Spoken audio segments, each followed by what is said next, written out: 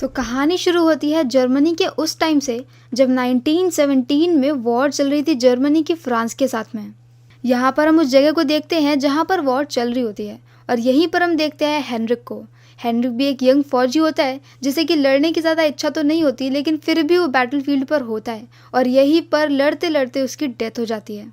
उसके साथ यहाँ पर कई सारे फौजियों की डेथ होती है और अब सबकी लाशों पर से उनकी यूनिफॉर्म को हटा दिया जाता है और इसी यूनिफॉर्म को बाद में धोया जाता है और फिर इन्हें आराम से सुखा करके नए ऑफिसर्स के लिए रख दिया जाता है। और अब हम नेक्स्ट सीन में देखते हैं पॉल को।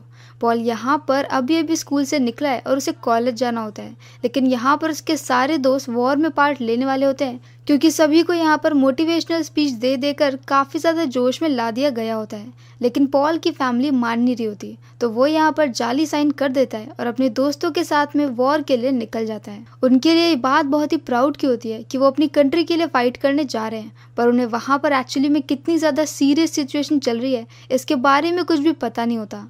अब जब पॉल वहाँ पर पहुँचता है तो उसे एक नई यूनिफॉर्म दी जाती है। इस यूनिफॉर्म के ऊपर लिखा होता है हेनरिक। हाँ, ये हेनरिक की यूनिफॉर्म है जो कि उसकी बॉडी पर से हटा दी गई होती है और अब ये पॉल को मिली है। यूनिफॉर्म पहन करके पॉल और उसकी टुकड़ी उस जगह पर जाती है जहाँ पर वॉर चल रही होती है। यहाँ पर ज़मीन के अंदर एक लंबा सा गड्ढा बना होता है जिसके अंदर काफ़ी सारे रहने के लिए चैम्बर्स भी बने होते हैं और यहीं से उनकी बैटल चल रही होती है। उनके यहाँ पर आते ही बारिश शुरू हो जाती है और आते ही उन्हें काम मिल जाता है। यहाँ पर उन्हें अपनी टोपियों से पानी को बाहर निकालना होता है और इसके बाद उन्हें दुश्मन की सेना के ऊपर नज़र रखनी होती है। पॉल ऐसे ही नज़र रखे होता है कि तभी उसे कोई शॉट करता है, लेकिन वो गोली उसके हेलमेट के ऊपर लगती है और वो मरते मरते बच जाता है। इसके बाद वहाँ पर बॉम्ब ब्लास्ट होते हैं, सब लोग चैम्बर के अंदर छिप जाते हैं। पॉल का एक फ्रेंड काफ़ी ज़्यादा घबरा जाता है क्योंकि जब वो यहाँ पर आया था तो ये उसे एक फन लग रहा था और इस वजह से वो पैनिक हो जाता है और वहाँ से भागने की कोशिश करता है। उसके इस भागने की कोशिश में वो बॉम्ब के नीचे आ जाता है और खुद भी ब्लास्ट हो जाता है, मतलब कि एक बॉम्ब उसके ऊपर आके गिरता है। अब इस पूरे बॉम्ब ब्लास्ट में कई सारे लोगों की डेथ हो जाती है, पर पॉल अभी भी जिंदा होता है। यहाँ पर पॉल का एक सीनियर आता है और उसे एक नया काम देता है। वो ये बोलता है कि जितने भी फौजियों की डेथ हो गई है वो सबके लॉकेट को निकाल ले और एक जगह पे कलेक्ट कर ले, ताकि उनके पास एक लिस्ट हो कि कौन कौन से फौजी मर चुके हैं। और अब यहाँ से सीन शिफ्ट हो जाता है 18 मंथ बाद का। इतने वक्त से वो लोग जंग लड़ रहे होते हैं कि अब उन्हें कुछ वक्त का आराम मिल जाता है और वो लोग आर्मी के एक ऐसे पॉइंट पे आ जाते हैं जहाँ पर कोई भी जंग नहीं चल रही है और यहाँ पर वो लोग रिलैक्स कर सकते हैं। यहाँ पर उनके पास खाने के लिए ज़्यादा अच्छा खाना नहीं होता है, तो पॉल और उसका सीनियर कैट ये दोनों ही एक घर में जा कर के वहाँ से एक डक को चुरा लेते हैं और फाइनली 18 मंथ बाद उन्हें कुछ ढंग का खाने को मिलता है। दूसरी तरफ हम यहाँ पर दो ऑफिशियल्स को देखते हैं जिनमें से एक जनरल होता है और यहाँ पर हमें ये पता चलता है कि अभी तक वॉर में 40,000 से भी ज्यादा फौजी मारे जा चुके हैं, लेकिन जनरल को इस बात से कोई भी फर्क नहीं पड़ता है। वो तो आराम से अपने ऑफिस में बैठा हुआ है और उसे अभी भी ये जंग जारी रखनी है। अब नेक्स्ट सीन में यहाँ पर सबके लिए लेटर्स आते हैं और कैट की वाइफ भी उसके लिए लेटर लिखती है। कैट पढ़ नहीं सकता क्योंकि वो कभी स्कूल नहीं गया होता, तो उसका लेटर पॉल पढ़ता है जहाँ पर उसकी वाइफ उसके लिए कुछ खाने का सामान भेजती है और उसे वापस आने की रिक्वेस्ट करती है। यहाँ पर लेटर पढ़ते पढ़ते पॉल को ये भी समझ में आता है कि कैट का एक बेटा था जिसकी काफ़ी पहले डेथ हो गई थी। कैट और पॉल की बॉन्डिंग काफ़ी अच्छी थी। अब नेक्स्ट सीन में यहाँ पर पॉल और उसकी टीम को एक काम मिलता है कि कुछ सोल्जर्स गुम गए और उन्हें जा करके उन्हें ढूंढना है। ये 60 सोल्जर्स होते हैं और उन्हें ढूंढते ढूंढते वो लोग एक ऐसे रूम में पहुंच जाते हैं जो कि काफ़ी ज़्यादा टूटी फूटी जगह पे बना होता है और यहीं पर उस रूम के बाहर उन्हें गैस के ट्रेसेस मिलते हैं और अंदर जाकर के वो ये देखते हैं कि एक हॉल के अंदर लाशें ही लाशें पड़ी होती हैं और ये सारे 60 सोल्जर्स उन्हीं के हैं जिन्हें कि गैस दे करके मार दिया गया है। यहाँ पर भी पॉल ही सबके लॉकेट निकालता है और अब हम नेक्स्ट सीन में जनरल को देखते हैं। जनरल अभी भी वॉर को रोकना नहीं चाहता है, पर यहाँ पर उसके साथ में एक ऐसा ऑफिसर भी होता है जिसे कि वॉर को रोकना होता है और उस ऑफिसर को ये बात बहुत अच्छे से समझ में आ चुकी होती है कि उनके फौजी काफ़ी ज़्यादा थक चुके हैं। वो लोग जंग के मैदान से भाग रहे हैं और उन्हें कैसे भी करके वॉर को एंड करना पड़ेगा, वरना फिर वो हार जाएंगे।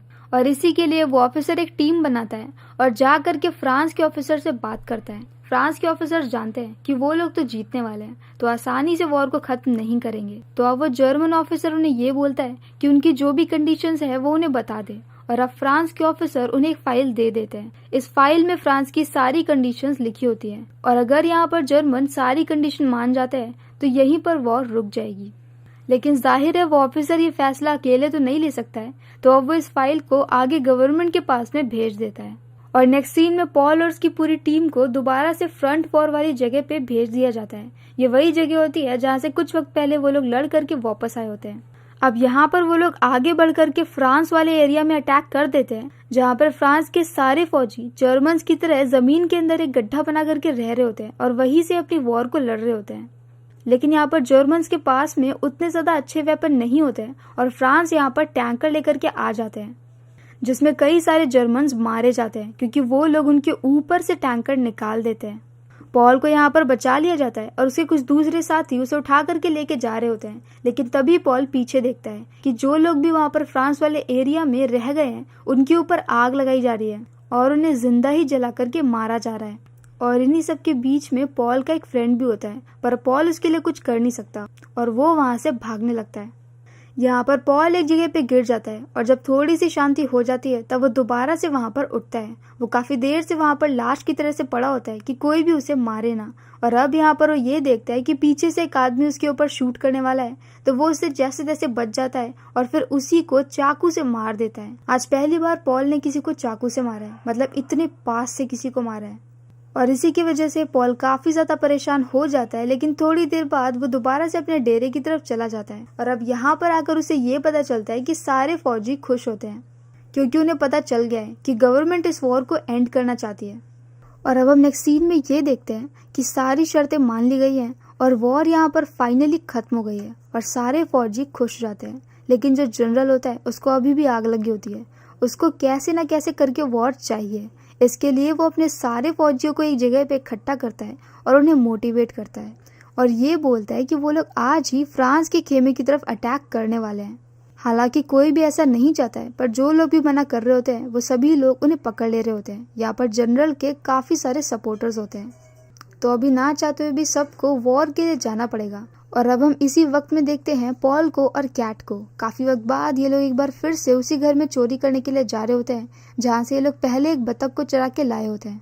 पर इस बार वहाँ पर पॉल को एक बच्चा देख लेता है। पॉल वहाँ से जैसे तैसे करके भाग जाता है, लेकिन उसके पास में कुछ अंडे होते हैं। पॉल और कैट अंडे को मिला करके कच्चा अंडा पी लेते हैं, लेकिन उनके लिए वो भी काफी टेस्टी होता है। और अब जब यहाँ पर कैट जंगल में अकेले घूम रहा होता है कि तभी वो छोटा बच्चा उसके सामने आ जाता है। उस बच्चे के पास में एक गन होती है और वो कैट को शूट कर देता है। कैट के पेट में गोली लग जाती है और पॉल उसे बचाते हुए हॉस्पिटल लेकर के जाता है, मतलब आर्मी के हॉस्पिटल में। लेकिन वहाँ पर कैट की डेथ हो जाती है और इसी के बाद पॉल को ये पता चलता है कि जनरल का दिमाग खराब हो गया है और उन्हें दोबारा से वॉर पर जाना पड़ेगा। इस बार की वॉर पहले से भी ज़्यादा डेडली होती है और दोनों तरफ के लोग मारे जा रहे होते हैं। और इसी में पॉल फ्रांस के एक फौजी से लड़ने लगता है। वो दोनों लड़ते लड़ते एक दूसरे कमरे में गिर जाते हैं जो कि अंदर की तरफ को होता है कि तभी वहाँ पर पीछे से कोई पॉल को चाकू मार करके मार देता है, बिल्कुल उसी तरह से जैसे पहले पॉल ने एक आदमी को मारा था। अब पॉल को चाकू लग चुका है और वो मरने वाला है, तो वो दोनों फौजी वहाँ से निकल जाते हैं। पॉल अकेले चुपचाप चलते हुए बाहर निकलता है और बाहर निकल करके एक जगह पे बैठ जाता है और वहीं पर ही उसकी डेथ हो जाती है। और अब हम नेक्स्ट सीन में एक तीसरे यंग लड़के को देखते हैं जो कि बिल्कुल पॉल की तरह लग रहा होता है। जब पॉल पहली बार फाइट करने के लिए वॉर वाले एरिया में आया होता है, बिल्कुल वैसा ही। और यहाँ पर भी उस लड़के का सीनियर उसे यही बोलता है कि जितनी भी लाशें पड़ी हैं सबके ऊपर से सबके लॉकेट निकालो। और वो लड़का जाते जाते पॉल का लॉकेट भी निकालता है। तो मतलब कि यहाँ पर एक फौजी की साइकिल कंप्लीट होती है। एक यंग लड़का पहले एक फौज में भर्ती होता है और फिर वही सारे काम करता है जो कि उससे भी पहले वाले फौजी कर चुके होते हैं और एंड में उसकी डेथ हो जाती है। इस मूवी में वॉर का वो पहलू दिखाया है जहाँ पर फौजी इतना कुछ झेल जाते हैं सिर्फ इसलिए क्योंकि दो गवर्नमेंट आपस में शांति नहीं रखना चाहती हैं। और इसी सैड एंडिंग के साथ ये कहानी यहीं पर खत्म हो जाती है। इस मूवी का नाम है all quite on the western front, जो कि 2022 में रिलीज हुई है और इसकी IMDb रेटिंग है 8.0 आउट ऑफ 10। तो अगर आपको हमारा एक्सप्लेन अच्छा लगा हो तो प्लीज़ हमारी वीडियो को लाइक करें, शेयर करें और हमारे चैनल को सब्सक्राइब करें। तो मिलते हैं नेक्स्ट वीडियो के साथ। Bye bye.